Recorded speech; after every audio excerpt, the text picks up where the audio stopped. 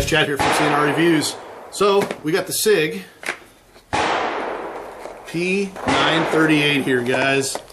There it is. This is the Nightmare version. We have got over 500 rounds through this gun now, and Ryan and I have tested multiple ammos through it, from Arms Core to Cellar and Bellet to Herder Select, Spear Lawman, American Eagle. They have all functioned great, guys.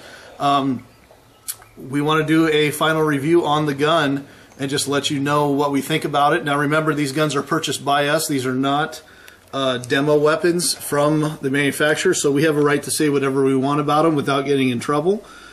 And so the Sig P938 is a subcompact 9mm handgun. It is going to be taking the place in a lot of people's homes of the Sig P238, the 380. Sig brought this guy out. It is a very small, tiny gun, and it's probably one of the most anticipated for 2012. It is brand spanking new, and some gun dealers should be getting them soon. And just to compare the size here, guys, this is a Kimber Ultra Carry 2. So as you guys can see, this guy it just dwarfs the Sig. Yeah, so the Sig is super small. I was really impressed when I first pulled it out because I thought it was going to be a lot bigger than this. One concern that I had was the recoil of the weapon, and you know what? I'm happy to say the recoil is more than manageable, let alone we have fired over 250 rounds each time we've come out to the range and haven't had our hands killing us or anything like that. It is snappy, so you want to make sure you do get a good grip, but it's not going to hurt you like a Kel-Tec PF9 or something like that, even though it's damn near almost the same size as the PF9. Now, one neat thing about the gun is that it's 16 ounces unloaded, and it's going to run you around 18.5, close to 19 ounces loaded. That to me is going to be one of the lightest 9mm subcompacts you're going to find, and for it especially being all metal. It doesn't have a polymer lower like so many of them do, and that is really nice. You can feel the quality. Now, you're going to pay for that quality. Remember, it's a Sig, and so Sig is big on, you know, I mean, it's going to cost you some money. They're very popular. This guy ran me $627 before tax at Sportco in Fife, Washington. And the salesman down there, Dan, thank you so much. We really appreciate you getting to this for us, and thank you. We really appreciate your customer service.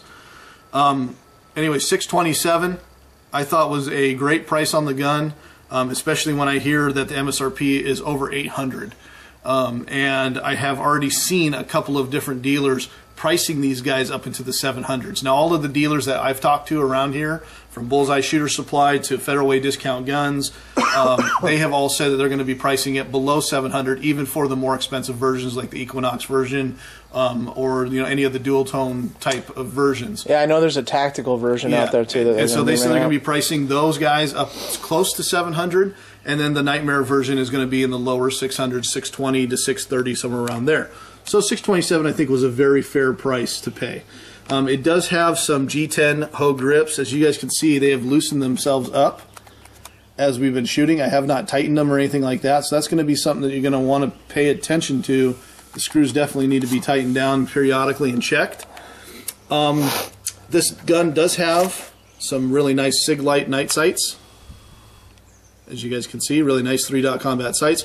They are nice and bright at nighttime, and as a alternative to like Trijicon or Meprolite or something like that, I think they're fantastic. I've had zero issues with my P238 and zero issues with these, even after putting tons of rounds through both guns. 6-round magazine comes standard, and you just get one. That also has not been cleaned. That's got all the fallowing in it. And the magazine fed flawlessly every single time. We never had an issue. It is kind of a stiff spring, so be aware of that 6th-round, which is surprising. Usually it would be like a Glock mag. You get down to like that 15th round, you can't put it in. That's kind of like this with the 6th round. It's kind of a pain in the ass. Other than that, I know they are going to be bringing out an extended magazine, so a 7-round with a pinky extension. And I'm going to tell you guys now, if you don't mind the recoil of it, you're not going to need it. I was really impressed with the recoil. Like I keep saying, for it being such a light weapon, very impressive. Let's go ahead and let's talk about other features it has. It does have the ambidextrous safety. So left-handers can actually operate this weapon without having to modify it. Yeah, but they did not include a slide release on this side, which, okay, that's fine. Lefties, you're still stuck using the same old slide release. Other than that, guys, it's based loosely upon a 1911. And when I say loosely, it's missing the barrel bushing in the front, as you can see, and it's missing the beaver tail safety. Yeah, the beaver tail safety, which it actually cuts down on takedown. It's just a simple pull the slide lock out, and it comes out, and the gun comes apart. And then the internals are just like every other semi-autos. I will say the spring in here is ridiculously stiff, so be patient when you're putting it back together. Which it probably needs that stiff spring because of the recoil on the 9mm round for as small of a gun as it is. So you get the really nice SIG box. Let's go ahead and let's talk about our shooting impressions, because it's really important. Like I said, we own this weapon. This is not a demo gun, so I can be 100% honest with you guys about this gun. I wasn't really impressed with the shooting. And I don't mean that it didn't function flawlessly. What I mean, though, is that the accuracy left something to be desired. Both Ryan and I have shot tens of thousands of rounds through our pistols, through multiple pistols, and this one, I've never had a pistol shoot so low.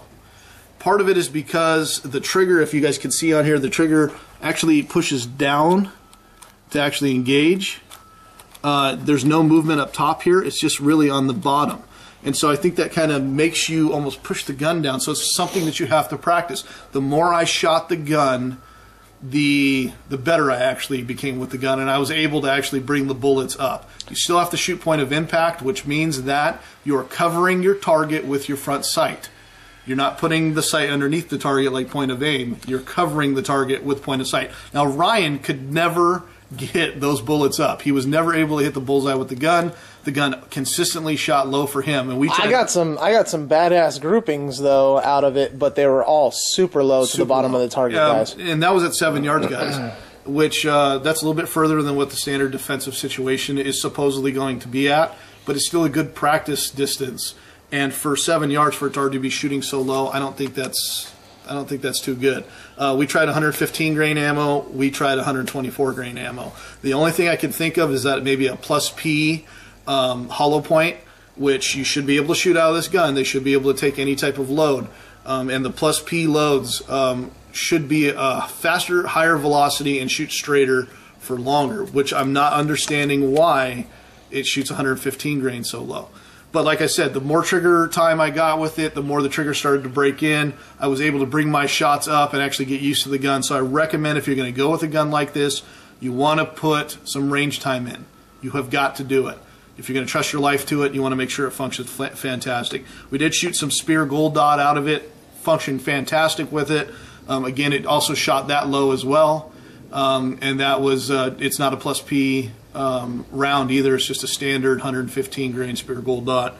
So, my final thoughts on the gun. I do think it's a high-priced gun. I do think that SIG brought something different to the market as far as for the 9mm subcompacts, because you either have this ridiculously large Kimber Ultra Carry 2, which is 30-plus ounces, and then you really don't have another 1911 type of gun. The rest of them are all like the M&P Shield, the LC9, the TF9, the Springfield EMP, yeah, the CW9. They all have these double action type of triggers, or they have very odd triggers. This guy's that standard single action trigger with an exterior safety. A lot of people know this type of design, and so they're familiar with a full-size 1911. They want a pocket carry, and this is perfect for that. So, in the end, guys, I want to say that would I buy this gun again? I probably would buy this gun again. I'd probably buy one of the upgraded versions of it with some of the nicer grips or something. And I know in the future I'm going to actually put some hoe grips on this gun. Now, is this going to take the place of my P938? Well, unfortunately, my P938, I can get that gun where I can blow out the bullseye on a target at 7 yards. This guy never could get that way, and I don't know if that's just, like I said, it just consistently shot low. So at some point in the future, I am going to try some plus P hollow points and see if that corrects the issue, and if it does, guys, we will be doing an updated video on it. As of right now, I don't know if it's going to take the place of my P938. It might just be just a fun gun to play with for a little while and then eventually move on to something else. So if you have any questions regarding the Sig P938, feel free to ask. there is a couple things actually before we end the video that Sig does not include that they usually do include with some of the other models. It's missing a usually right here they give you like a holster. They didn't give you the holster with this gun. I know with the 238 you usually get a holster. Plus, you know, there's the cutout for the laser, so you don't always get these, even though people might think you do. With this version, you only get the gun and the 6-round mag. So, other than that, guys, if you enjoyed this video, please subscribe. Check out the Sig 938. I really recommend heading to the local range and seeing if they have one to test one before you go out and buy it. That's a lot of money to spend to find out you don't like the gun. If you own a 238, then you kind of already know the 238 shoots point of impact, so this is going to be very familiar. And, you know, that may be a good gun to start with and then maybe graduate to the 938. So thanks a lot for watching, guys. It's Chad and Ryan from CNR Reviews. We appreciate your time. Have a good day.